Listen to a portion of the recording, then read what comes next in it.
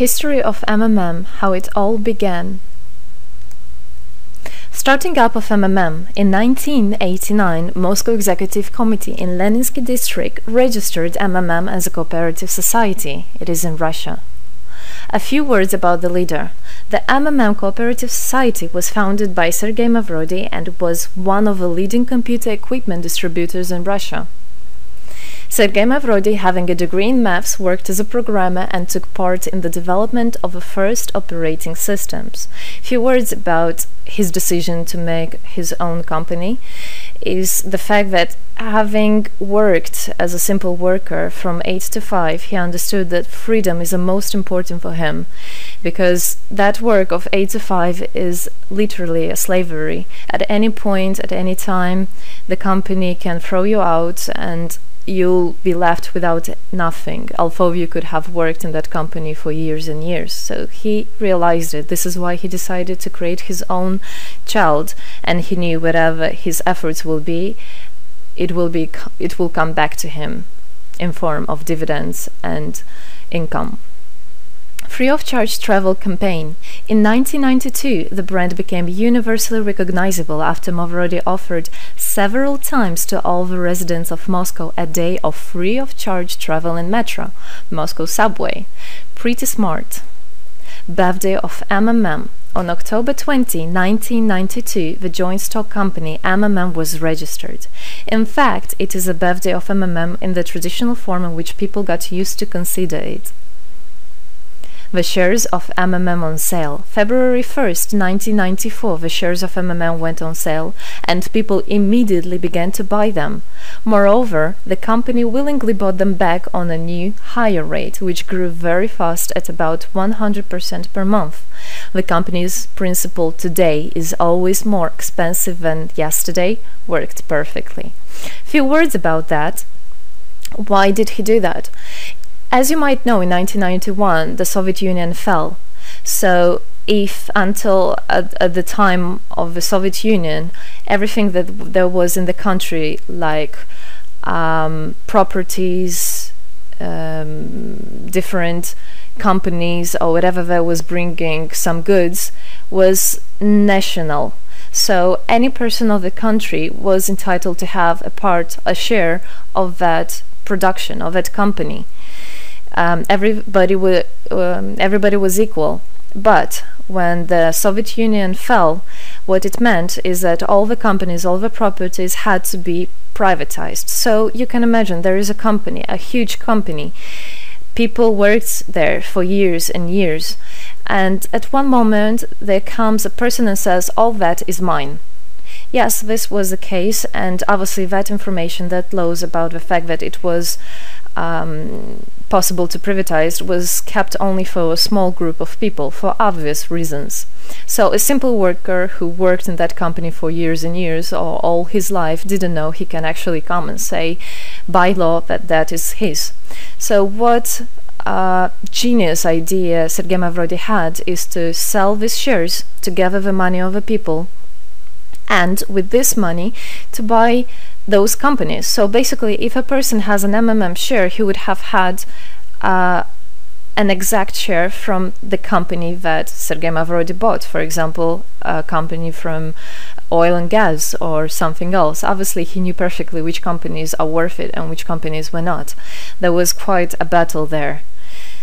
So as you can see, his idea was great, but let's see what happens.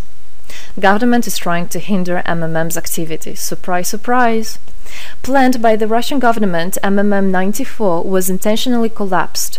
It began when tax inspectors accompanied by OMON officers passed through the crowd of depositors and went inside the central office of the company to give a notice about the planned tax inspection.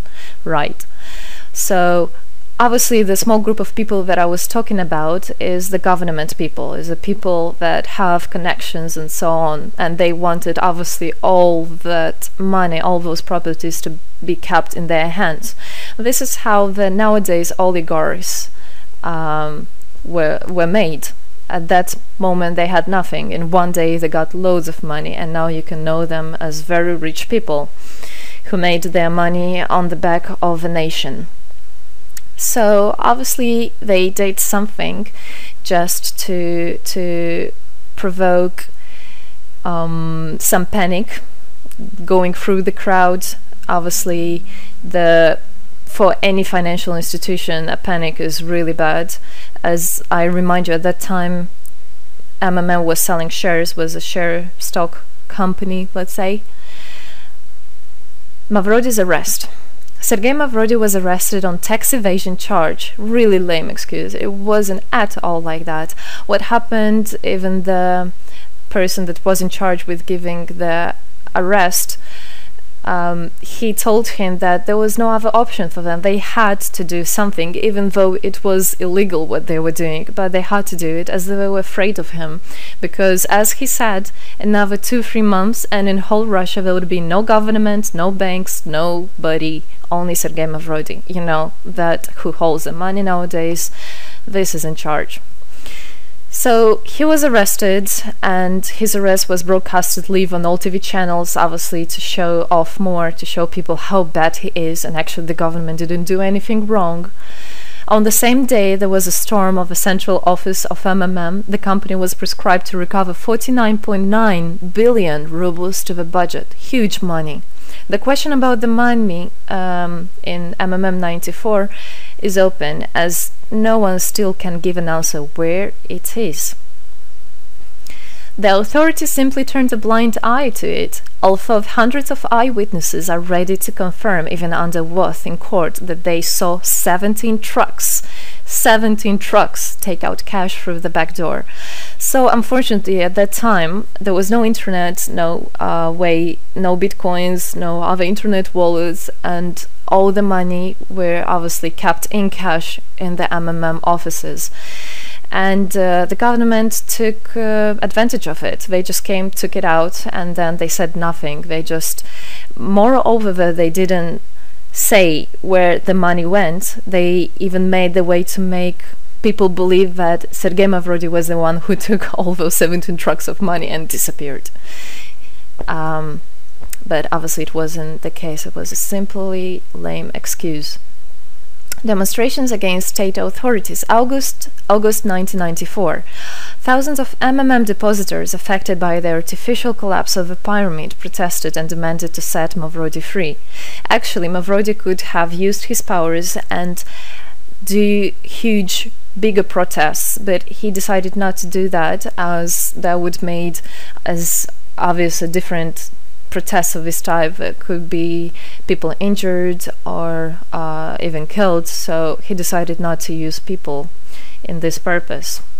It was very noble from him to do that. MMM leader became a deputy. However, he found a way to get out of the prison. Being imprisoned, Sergei Mavrody had managed to register as a candidate for a deputy of the State Duma and was released from prison. He won the elections by a landslide and became the deputy of the State Duma of the first convocation. So, as a deputy in Russia, they have privileges. This is why, becoming a deputy, he was set free. The State Duma is against Mavrody. Surprise, surprise! The State Duma deputies deprived Sergei Mavrody of his deputy plenary powers due to his permanent absence at the Duma's meetings. That incident was the only one in New Russia's history. Sergei Mavrody wasn't interested at all in politics. It's not, he hates politics, as he said it many times. So he became a deputy only for the reason to get out of a prison. That's it. He wasn't interested to go to their meetings, as he himself considered as well the people there as being quite silly and not worthy to spend time with. But this was another lame excuse for them to deprive him by saying that he is absent. A candidate for presidency. The Central Election Commission registered the authorized representatives of the initiative group that had nominated Mavrody as a candidate for the president of Russia, but subsequently rejected a significant part of the signatures in the support of a candidate, and his registration was renounced. So, for obvious reasons, they did that again. They weren't interested into having a fair president, a fair leader on top of their head. Revival of MMM, January 2011. Sergei Mavrody renounced launching a new launching a new project of MMM 2011. Together we change the world. Previously, there were simply no analogues of similar systems in the world. The film about MMM, the launch of a project fell in the same time interval with the release of Russian film about MMM Pyramid, the plot of which is based on the eponymous book in which the history of MMM is disclosed by Sergei Mavrodi. So he wrote a book, and there is a movie which I highly recommend you to watch. You can find it online on YouTube.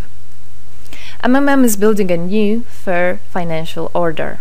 June 2012, the activity of MMM made a lot of banks collapse and a huge outflow of funds from deposit accounts happened. The system numbered more than 35 million members at the time. For obvious reasons, the fight against the system started. It suffered the same fate as MMM 94, eventually collapsed.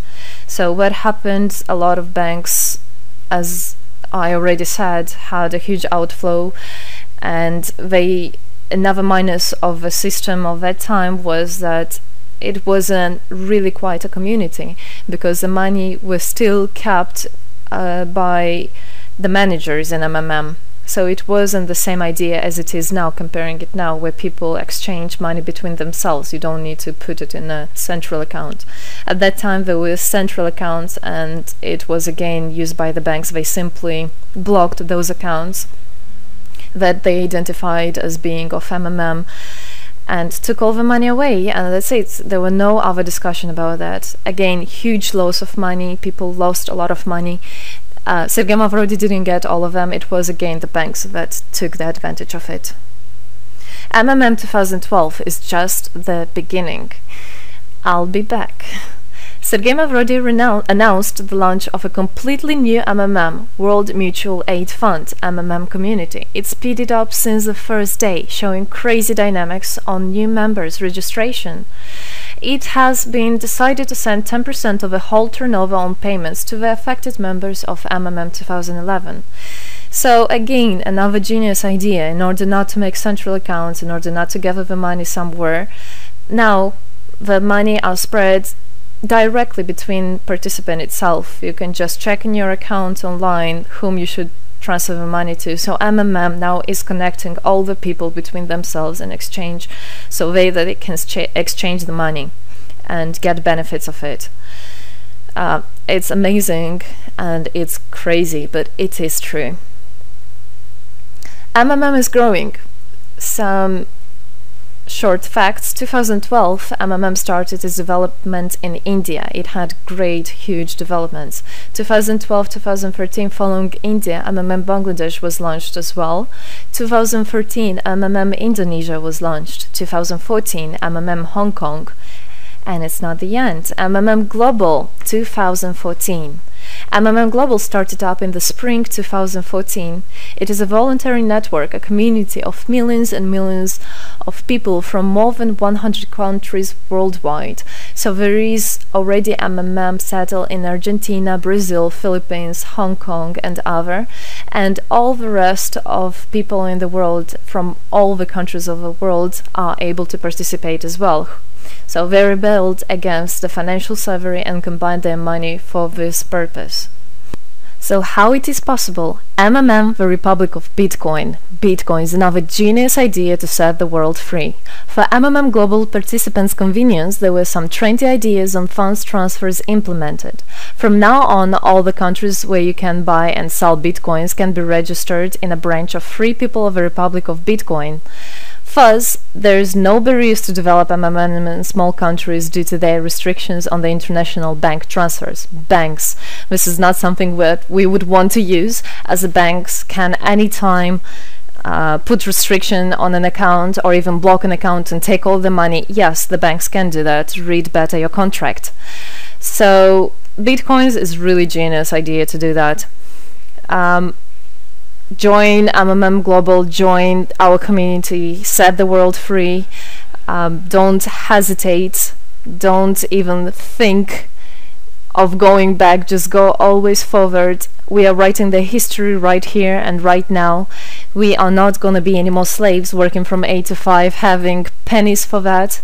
We want to hold our own money and to get the benefits of it. I don't want a bank to use my money for their own purposes. I want us people, free people, to use our money, to exchange the money when it is needed, and to help each other. This is really a great idea. And join us, write the history here today with us, and together we will indeed change the world.